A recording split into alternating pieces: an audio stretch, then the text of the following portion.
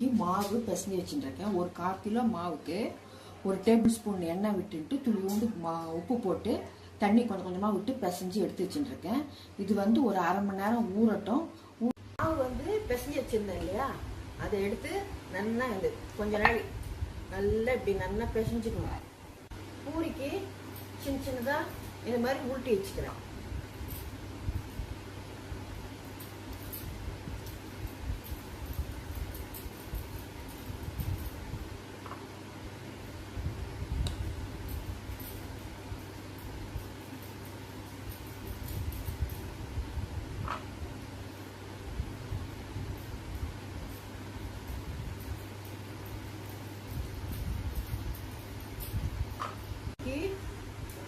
பூரிக்கு இப்போ வந்து இட போறேன்.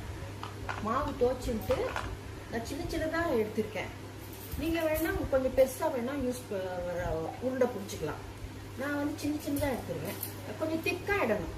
திக்கா இட்டா நல்லா உப்பிண்டு வரும், சாஃப்டா இருக்கும். உங்களுக்கு பூரி நல்லா சாஃப்டா இருக்கும்.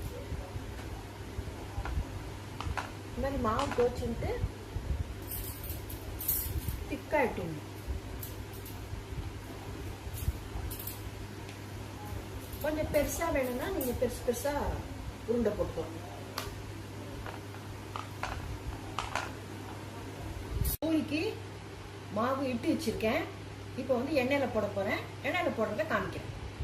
அடுப்பு பற்ற வச்சு இழுப்பு சட்டி போட்டிருக்கேன். எண்ணெய் ஊற்றி வச்சிருக்கேன். எண்ணெய் காயணும்.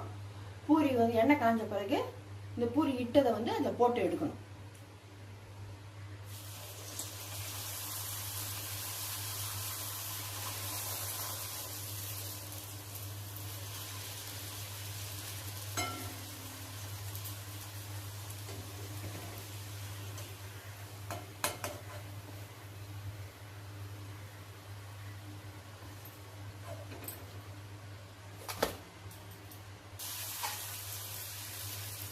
பூரி வந்து எப்படி உப்பி விழு வரும் பார்த்தீங்களா?